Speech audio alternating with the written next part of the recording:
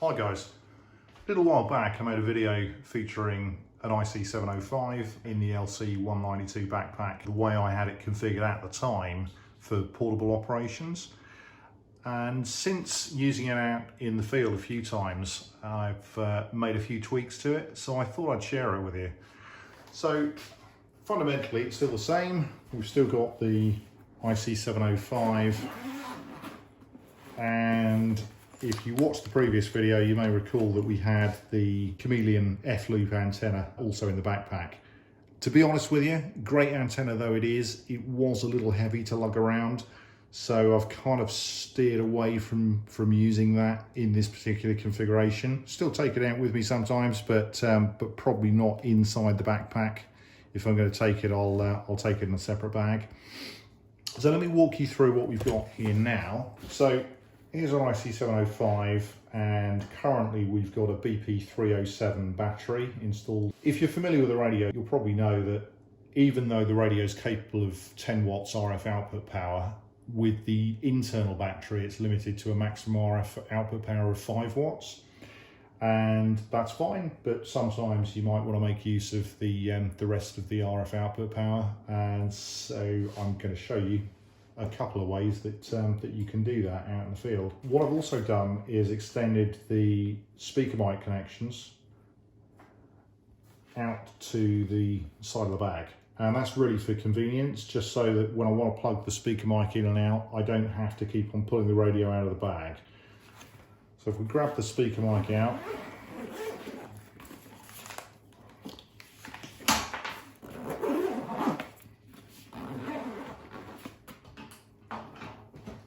just plug that in there. So I'm just going to zoom this in a bit so you can see a little better. If we check the output power, RF output power, it will limit me to 50% of the output. And the other thing to bear in mind, which I hadn't actually noticed until recently, so it may have been part of a more recent firmware update, but don't quote me on that. When you're running off the internal batteries, it limits it to 5 watts, and it states that on the display here. So it actually says 5 watts. And if we key the mic, you can see we're getting 100% of the 5 watts, which is exactly what we'd expect. So if you're working on a project right now and you need a high quality PCB starting at just $5 or some 3D printing even, you might want to check out our sponsor PCBWay. If we then disconnect that, we'll just power it off for the time being, I should say. So if we're out in the field and we want a bit more power, how are we going to do that? Because to get the full 10 watts out of the IC-705, you do actually have to be running a power supply that delivers 13.8 volts of power. To achieve that, the approach that I'm taking is to use this device here. So this is an Omnicharge Omni 20 Plus. It's basically a power bank, 20,000 milliamp hour battery inside, and we've got numerous power options here. We've got a built-in AC inverter that's capable of supporting a device up to 100 watts. So you can see here we've got a European connector, but if we wanted, let's say for argument's sake, a UK connector, then we can use this adapter here and just plug that into the side. And if we wanted to run something from mains, we would literally just click that button to enable AC, and you can see hopefully on the display AC is enabled. So were I to plug a device into that socket now up to a maximum of 100 watts, then great, that's going to work. So that's one option. We'll turn the AC off for a second, we don't need that adapter anymore. Okay, but the other thing we've got is a 5.5mm by 2.1 DC output barrel connector, and we've also got a USB-C, but it's one or the other on this particular device. So we're going to be using the DC barrel connector in this case, and the output power via the barrel connector is customizable within the range of the device. So in this case, if we double click on the power button, that acts as the menu button, you can see we've got an option for DC out. If we select that, you can see the first option on the list is 13.8 volts of 5 amps. Now these are customizable, as I've said, but that's exactly what we want for the radio, so we're going to select that one, and that's enabled the DC output. Got a DC power connector here, which goes obviously via the fuse, but up to the back of the radio. So we're going to plug that in there, and we can pop that back in the bag and optionally close it up, but we won't worry about that too much for now. If we then have a look at the radio again, power that one up. So if we have a look at the power output now, it's giving us the option for 100%, and also on the display it's showing the full scale is now 10 watts as opposed to 5. So if I now key the radio, I'm getting the full 10 watts. So there's one option,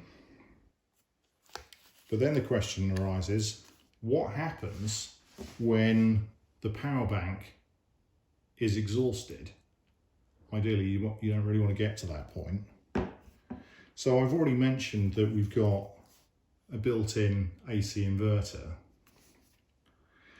and we might want to use the DC barrel connector here to charge this directly from a solar panel. And we can do that with anything up to a 60-watt solar panel. It's actually got a limit of, I think it's 45 watts, but a 60-watt solar panel, because they're rarely 100% efficient, is generally fairly well paired with this. And if you watch the other video that I put up on the subject on the channel, you'll see what I'm talking about. But you can happily recharge this device from a 60-watt solar panel. But the question is then, if you use that 5.5mm barrel connector for the solar panel, how do you power the radio? Okay, good question, right?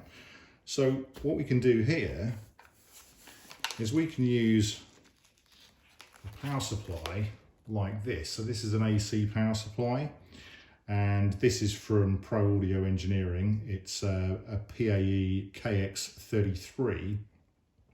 And this will deliver an output power of 14.4 volts, which is actually fine for this radio, for the IC-705. It's certainly within limits. And it's not limited to this radio. You could use it to power pretty much any radio that usually expects to receive a 13.8 volt DC supply. So what I've done, this has got a standard figure 8 connector on it.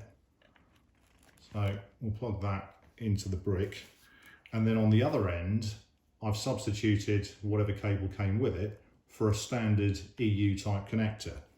So that will then plug straight into the AC inverter port of the Omnicharge Omni 20 Plus. Of course, leaving the barrel connector free for your solar panel.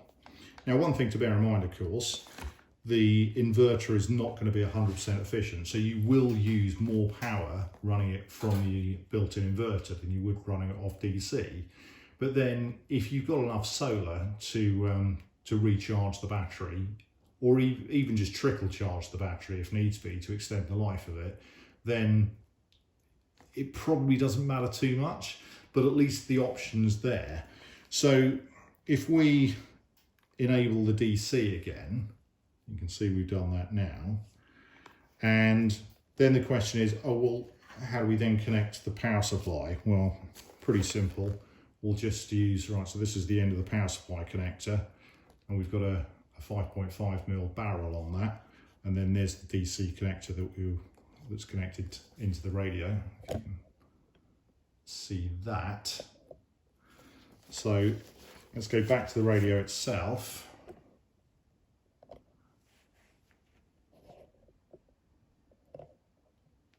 And just power that back up.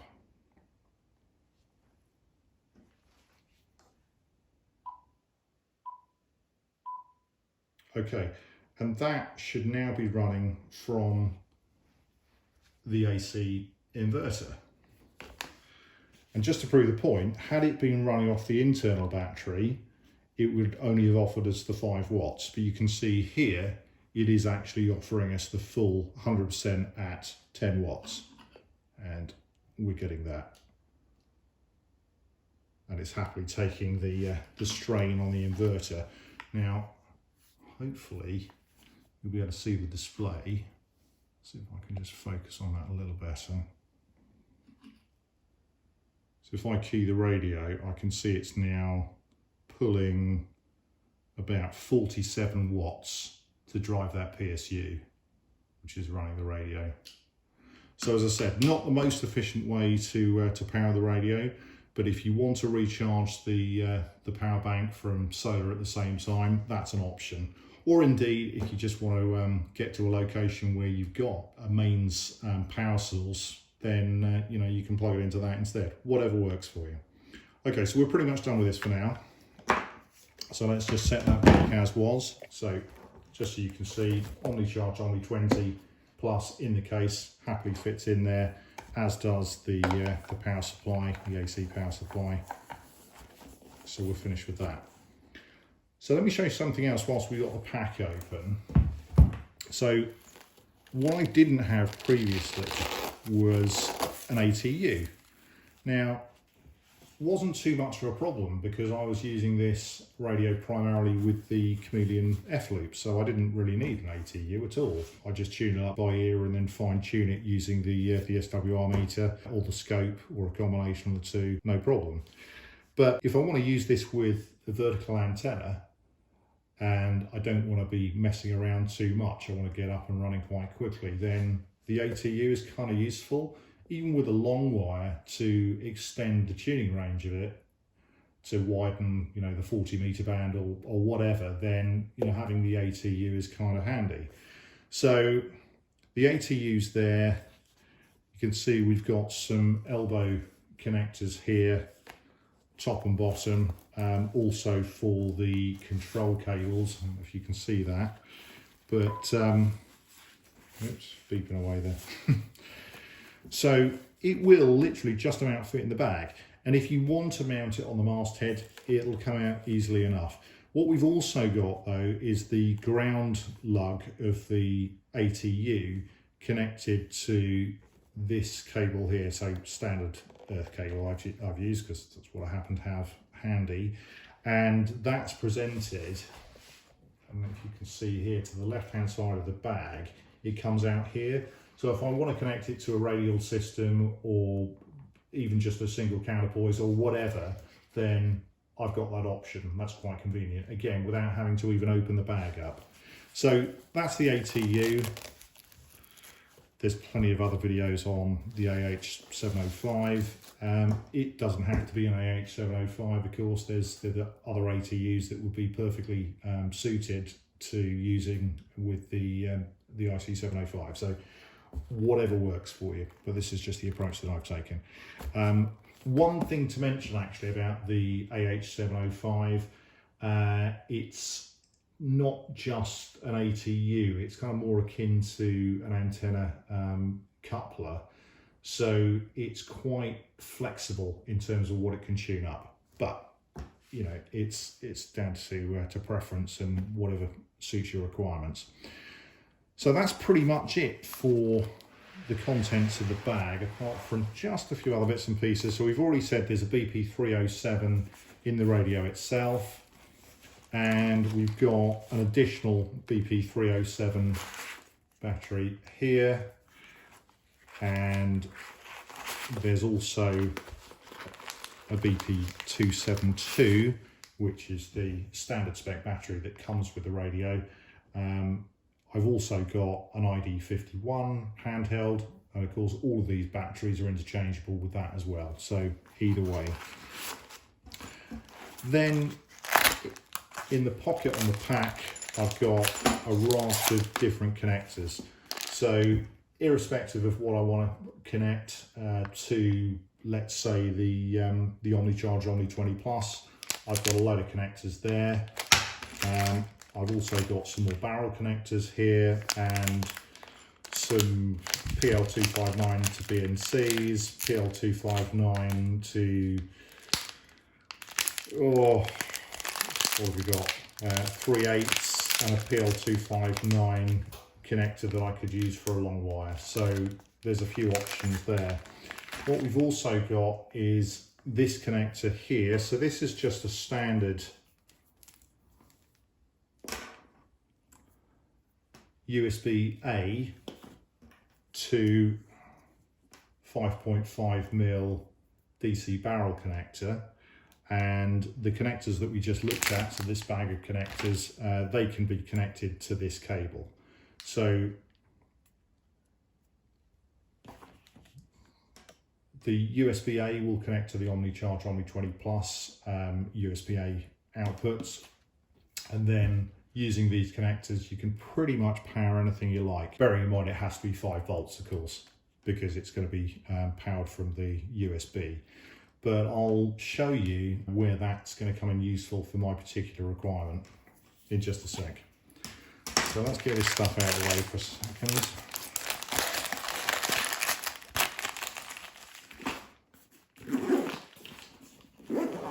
And before we get into datacomms, which we're going to, I just want to show you this. So one other addition that I've made to the bag is to add this antenna bracket here. And this gives us a nice sturdy support for any PL259 connected antenna. But obviously with the adapters that we've got, we could mount a BNC antenna, or we could mount a 3/8 antenna, or we could connect a long wire, or whatever we want. Obviously we've already discussed the lug here for the grounding system, radio system, counterpoise, whatever you want to use it for. Okay, what else is there? So in the side of the bag, just zoom this back out of it. So we've got a USB connection into the micro USB connector on the side of the radio, and we're going to be using this for datacomms. Now in the previous video, if you've watched it, you'll know that we had actually set it up to use Wi-Fi, which was really convenient, and for most people's needs it would be absolutely fine. However, there are a few things that you can't do using the RSBA1 protocol, which is basically the Icom proprietary protocol. What it won't allow you to do is stream the GPS over Wi-Fi, and it also won't allow you to carry signaling for RS-232, so RTS, CTS, DCD. Why is that a problem? Well, it depends what you're trying to achieve. If you just want to use it for HF digital communication, so PSK or FT8 or whatever, stuff like that, then it'll be absolutely fine. It won't cause you any pain at all. On the other hand, if you want to use it for AX.25 Packet, it will cause you some pain because of the lack of the RTS, CTS and DCD RS-232 signaling. You need that. It'll work without it, but it won't work very well. If you were just going to use it for, let's say, APRS, then it would probably be okay. You just about get away with it. But if you want to use it for AX.25 Packet BBS, then you will need that signaling. Also, to me, it seemed a bit pointless having a really capable GPS built into the radio, which gets a fix literally within seconds, and then not be able to use that GPS. You can obviously manually take your GPS coordinates from the radio and then type it in on whatever device you're using in whichever application, but it's just a bit of an inconvenience. Similarly with the time synchronization. So to get round that, again, we're back to USB.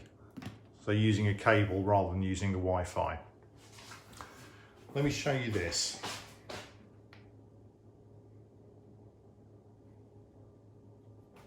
Okay, so in the previous videos that I made, I was using what was actually formerly a Chromebook, but I effectively unlocked it and installed Linux on it, and that was absolutely fine.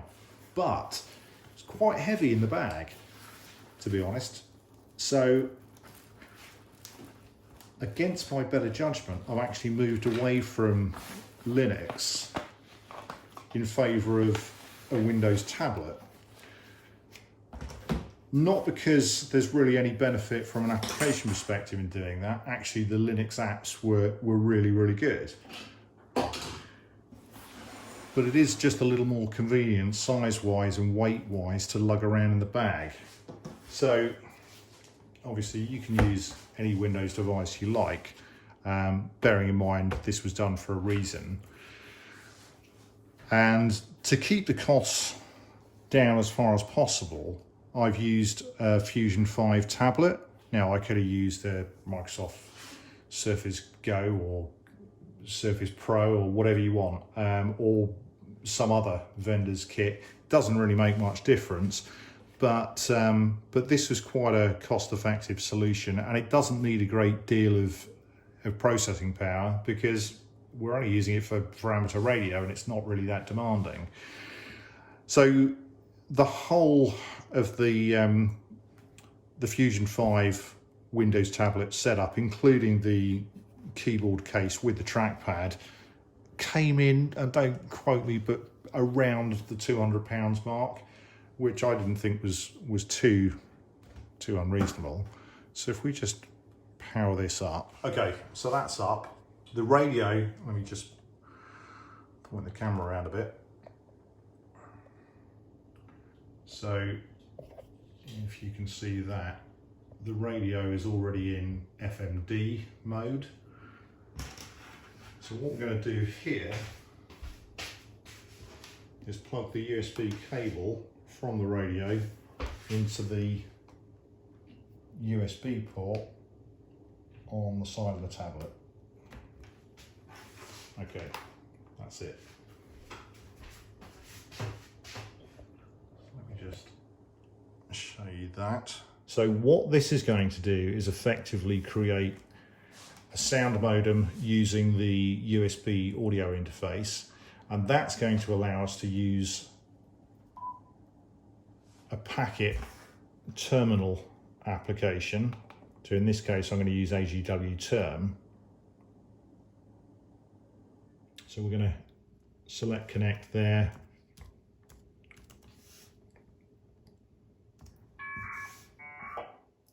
And voila, we're connected.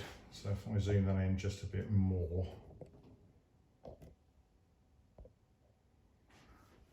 And we'll increase the font size as well, make it a little easier to see. Put that up to 14. There you go, that's a little better. So this is basically connected to the mailbox. So if I issue a question mark, it should give us some help.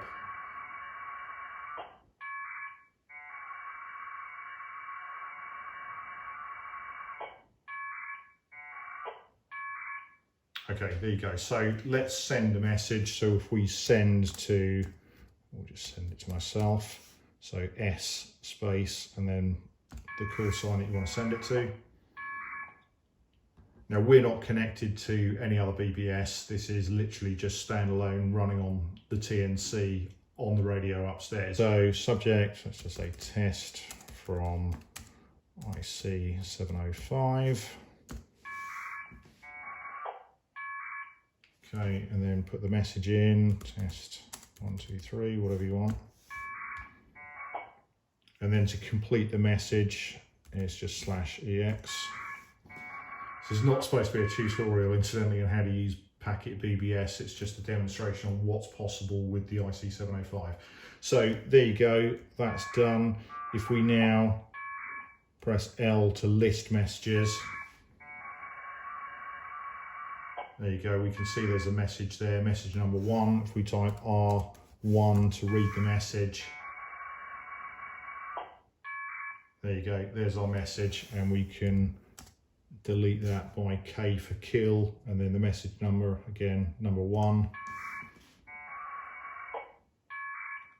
And we're done.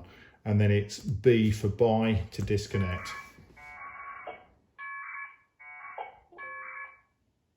There you go. And that's basically it. So IC-705 working absolutely fine for Packet.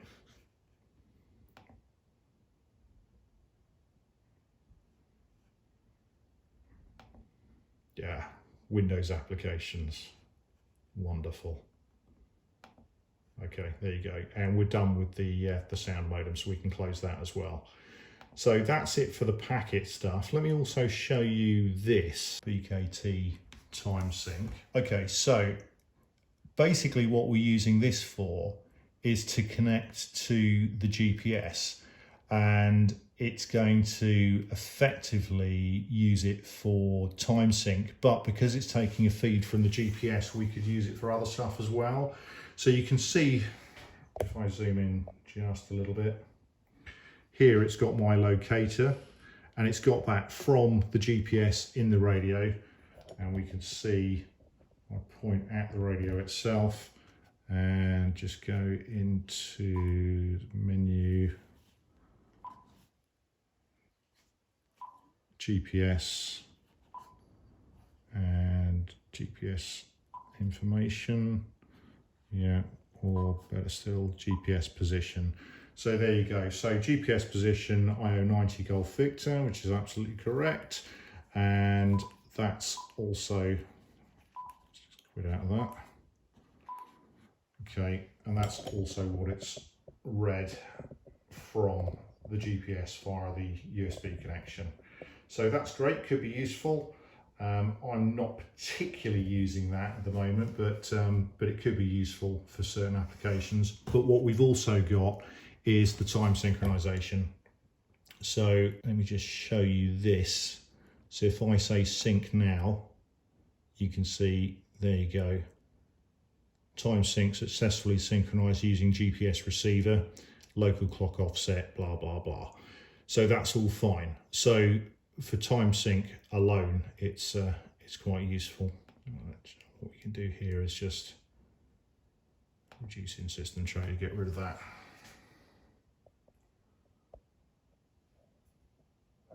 Okay, so now let's try something else. So we'll try some HF digital modes. So if we go back to the radio here, and let's just put that down on, say, 20 meters.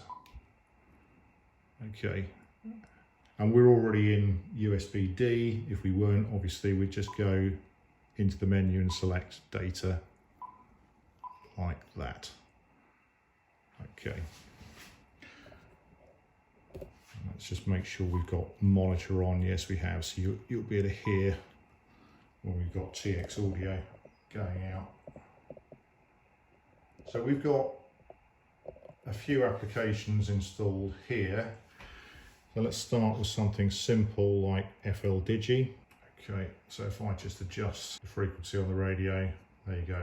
You can see hopefully that that's corrected it or adjusted it on the tablet as well in FLDigi. So if we then go into, let's say, op mode PSK 31 and make sure we're in USB-D, we already were, but that's fine. Okay, and then we issue a tune.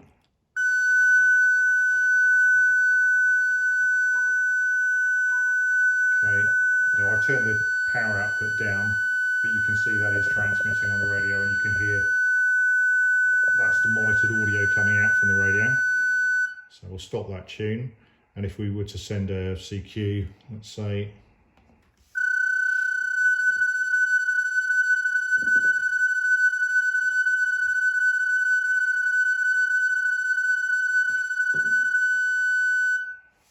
okay, so that's all fine.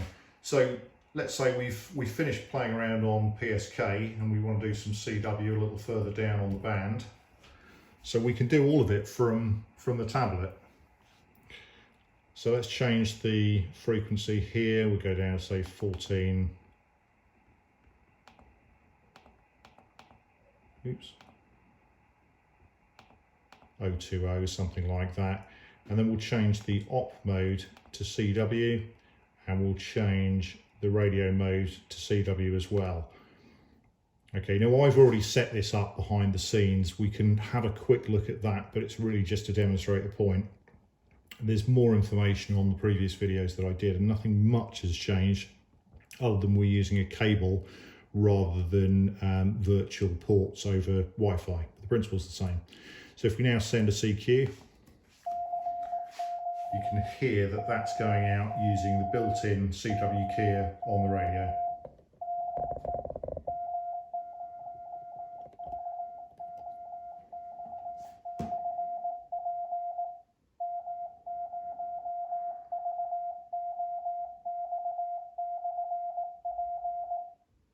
Okay, I'll show you this quickly. If we go into config and we look at rig control, we're using RigCat and we're using the IC-703 XML. We could use the IC-705 XML, which would have the correct hex address for the radio. But the problem with that is there's some applications that still don't, believe it or not, have support for the IC-705. So 7300 XML works absolutely fine, and the only thing we have to do is change the hex address on the radio to match the IC-703. I'm not going to go into how to do that on this video because I've actually explained it on the previous video, and there's lots more information available on YouTube or elsewhere on the web. So should be easy enough to work that out for yourselves, I think. Anyway, we can see, there you go, it's using COM3. You can see the baud rate and whatever else. But as far as the CW modem's concerned, if we drill into modems, look at CWs, just expand that, and then go into cat keying, you can see it's set up as an Icom with an address of 94H, which is the standard hex address for an IC-703, which is what we've changed the radio to be using. And that's basically it. Not much more to it. We'll skip JS8 call because JS8 call to configure is basically the same as WSJTX. So let's show you WSJTX.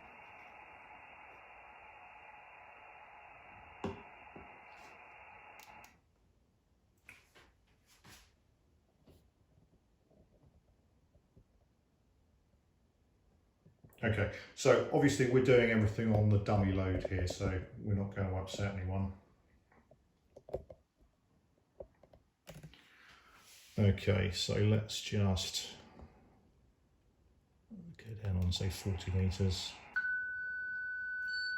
Yeah, that's fine. So you can hear the tune audio going out through the radio. And let's just try something here. So if we go into mode, we're already on whisper, so that's fine. And if we were to enable TX and try next. Okay, so there you go. We can hear the TX audio for the whisper beacon going out, and you can see the TX lights on the radio, and you can hear the monitor audio coming out through the radio as well. So there you go. So that's whisper, and obviously using WSJTX, as you all know, if you're familiar with this, we could change it to FT8 or whatever else. So we're pretty much done with that application. Now we've said already JS8 call basically works the same way, so I'm going to skip over that. What we've also got is Gpredict. Now Gpredict is a satellite tracking package, but it uses hamlib or rigctld, which means that obviously you need that running in the background first. So I've got a script that I'm going to execute here to start up rigctld and effectively establish a connection to the radio. Now, once we've started that up, we can leave that in the background, and then we can start up Gpredict. Now, even though the IC-705 is only a half duplex radio, it will work fine for satellite work, half duplex. Obviously, the Gpredict package is going to do our Doppler tuning for us. So let's just show you how that would work. We're going to go to radio control, and we're going to set the mode. Yeah, VU, FM, that's fine. Track, go to the center of the transponder and engage. Okay, and you can see there it's counting and tuning the uplink and the downlink. And basically what it's doing is it's put the radio into split mode. So we can see there on the downlink we've got 436,802 and counting, and on the tablet in Gpredict you can see 436,802 and counting. And on the uplink, because it's operating in split mode, if I grab the mic and key up, you can see 145,847 and counting. And if I point back down at the tablet, you can see there the transmit frequency 145,847 and counting. So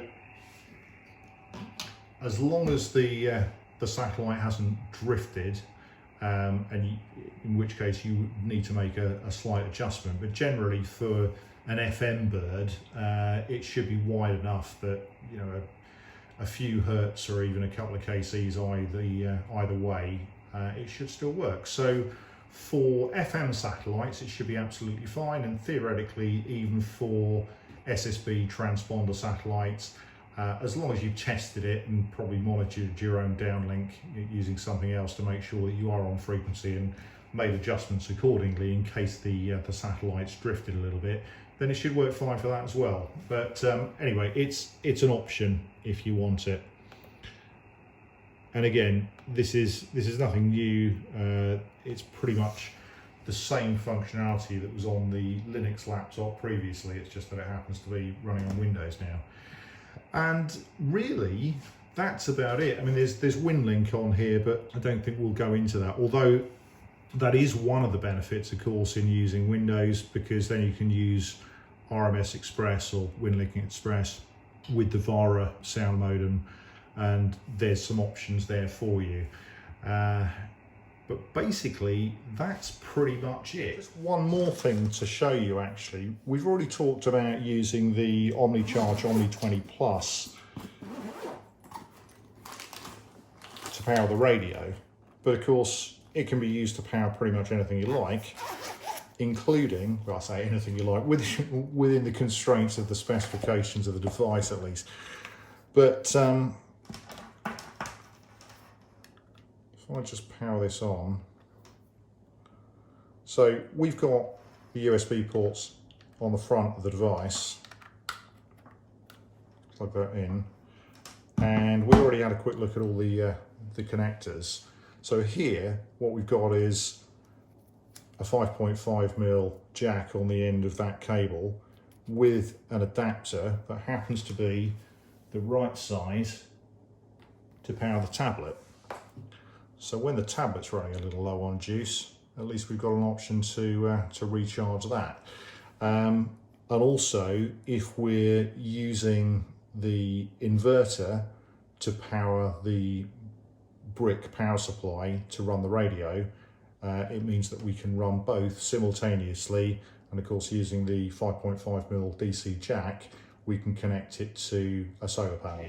So for 2022, that is the current portable setup, comprising the IC-705 with obviously all the stuff that we've already been through, the AH-705, the Omnicharge Omni 20 Plus, and the Fusion 5 Windows tablet with the keyboard and trackpad.